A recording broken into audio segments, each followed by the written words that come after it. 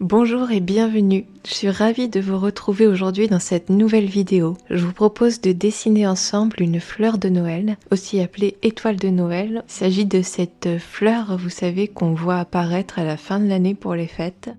Pour dessiner cette fleur de Noël, on va y aller en 2 étapes. On va d'abord faire les bases, puis on va venir ajuster la couleur et ajouter des détails pour plus de réalisme. Je vais vous mettre un lien avec la photo de référence et je vous mets aussi une copie du tracé que j'ai fait au crayon si jamais vous n'avez pas envie de dessiner la base de la fleur et que vous voulez juste faire les crayons de couleur. Il vous suffit donc de cliquer sur le lien en description pour recevoir la photo de référence et une copie du tracé au crayon. Si vous êtes déjà abonné à la newsletter, vous avez sûrement reçu ces 2 fichiers dans la newsletter de décembre 2023. Je vous laisse vérifier dans vos mails.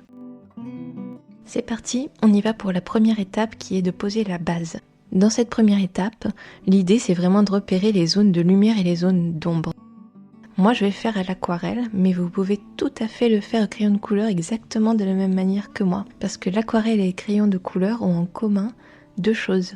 La première c'est que c'est compliqué d'éclaircir une couleur aussi bien à l'aquarelle qu'au crayon de couleur.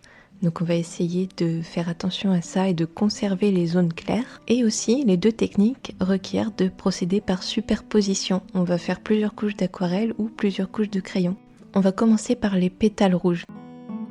Pour ça, j'ai choisi 3 couleurs de base. Un rose assez neutre, un rose qui tire un peu plus sur le rouge pour les zones plus sombres et un rose violet. Vous pouvez faire la même chose avec 3 crayons. Si vous avez moins de nuances de rose, n'en prenez que 2 par exemple. Les zones d'ombre se trouvent généralement sur les feuilles ou les pétales qui vont être en dessous et aussi sur les zones qui pointent vers le bas puisque si vous regardez la photo, on voit que les pétales sont un petit peu courbés. On va essayer de faire ressortir ça dès la première étape. On va essayer de conserver un maximum les zones de lumière et d'y mettre une couleur très claire. Moi j'ai choisi un rose neutre et avec vos crayons surtout n'appuyez pas. Allez-y doucement, tenez le crayon un petit peu loin, faites juste un petit passage, 2 passages je pense qu'il faudra et ça suffira.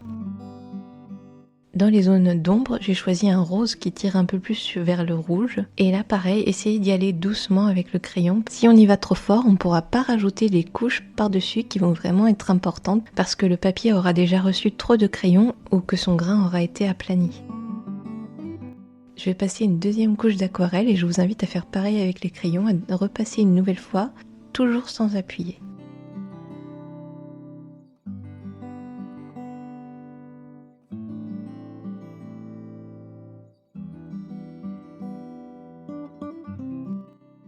On va procéder exactement de la même manière pour les feuilles vertes.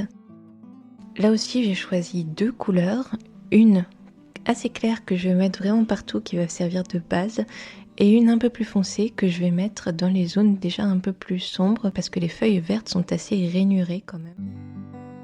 Et elles sont généralement en plus en dessous des pétales qu'on vient de faire.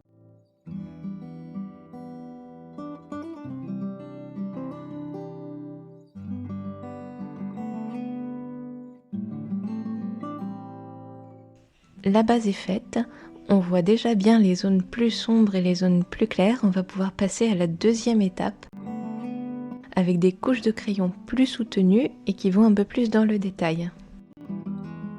Pour ça, j'ai choisi quelques crayons que je vais vous montrer. Si vous n'avez pas autant de teintes, ce n'est pas grave. Choisissez simplement un rouge assez foncé qui peut tirer vers le marron et un rouge plus clair qui va tirer plus vers le rouge un peu neutre. Donc dans un premier temps, je vais passer le crayon foncé sur les zones sombres. Et je sais que sur ces zones-là, je ne vais pas avoir trop besoin de passer d'autres couches par-dessus. Donc je vais y aller un peu plus fort.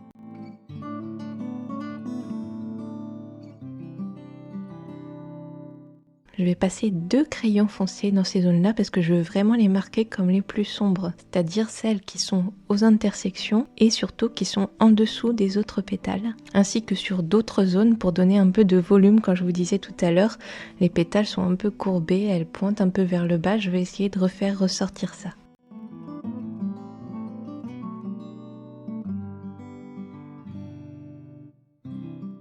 Maintenant que ces zones d'ombre sont bien marquées, je vais prendre un rouge plus clair qui tire un peu plus vers le orange et je vais le passer un peu partout. Alors là surtout, c'est important de ne pas appuyer parce qu'on va en rajouter par-dessus et surtout parce qu'on ne veut pas trop uniformiser le dessin. Donc on y va doucement avec le crayon et on le passe un peu partout.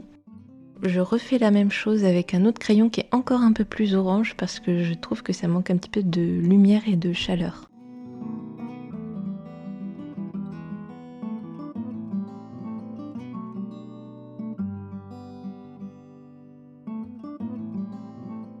Comme vous pouvez le voir, j'ai décidé de finir la fleur d'à côté pour pouvoir vous montrer le résultat qu'on souhaite obtenir. Sur la fleur de gauche que nous faisons ensemble, j'ai passé un crayon blanc sur toute la surface que nous avons déjà colorée en rouge. Ce n'est pas une étape obligatoire, j'aime bien la faire parce que je préfère avoir une texture un peu plus lisse et le crayon blanc permet justement d'enlever un peu le grain du papier, mais vous n'êtes pas obligé de faire comme moi. Le petit inconvénient à cette méthode est que comme vous pouvez le voir, ça a tendance à affadir un peu les couleurs. J'ai aussi passé un crayon jaune sur le centre de la fleur. Donc maintenant ce qu'il va falloir faire, c'est de passer une dernière fois avec nos crayons. Et oui, les crayons de couleur, c'est une technique lente, il faut passer plusieurs couches comme ça sans y aller trop fort et c'est ça qui donne ce résultat un peu plus réaliste. Dans un premier temps, on va repasser encore un crayon foncé pour vraiment marquer les ombres et ça va être la dernière fois qu'on le fera.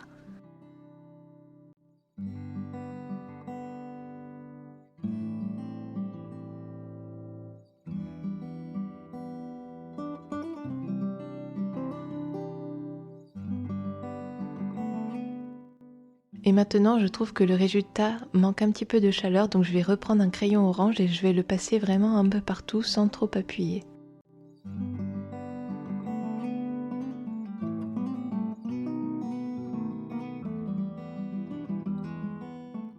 Voilà, on a terminé les pétales. On va pouvoir passer aux feuilles vertes maintenant. Pour les feuilles vertes, j'ai choisi 4 crayons.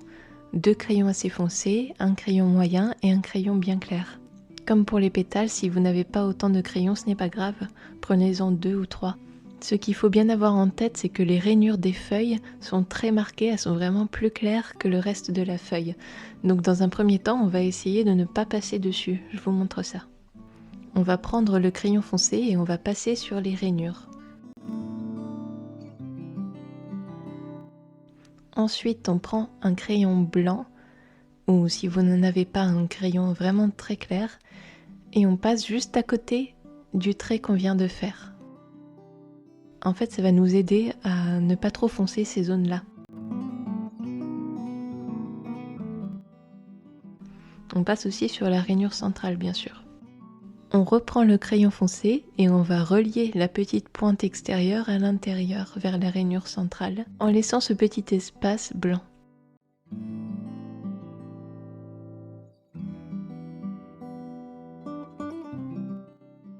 On fait pareil de l'autre côté, mais cette fois-ci on fait attention à ne pas revenir complètement au centre pour pouvoir garder la rainure centrale. Et maintenant on va faire un petit peu de coloriage avec le crayon foncé. On part de l'intérieur avec une pression un petit peu plus importante et plus on va vers l'extérieur, moins on appuie pour faire un petit dégradé.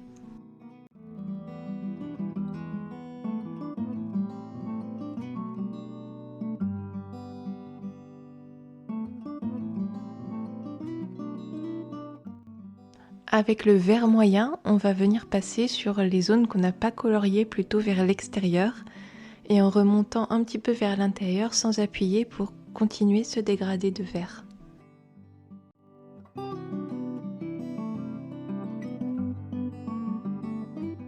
Maintenant, on prend le crayon clair et on le passe partout, même sur les rainures, puisqu'elles ne sont pas complètement blanches, elles sont quand même vert clair.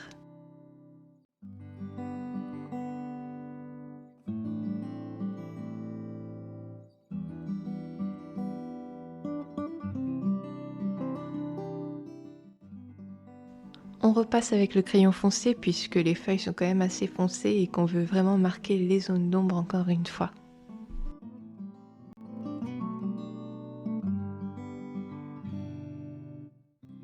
Et voilà, nous avons terminé notre fleur de Noël. J'espère que cette vidéo vous aura plu. N'hésitez pas à me laisser un commentaire ou à m'envoyer un mail à hello@lisagg.com. Si vous avez dessiné avec moi cette fleur, n'hésitez pas à me l'envoyer, je serai ravie de vous répondre. Merci d'avoir regardé cette vidéo, je vous souhaite de belles fêtes et je vous dis à bientôt.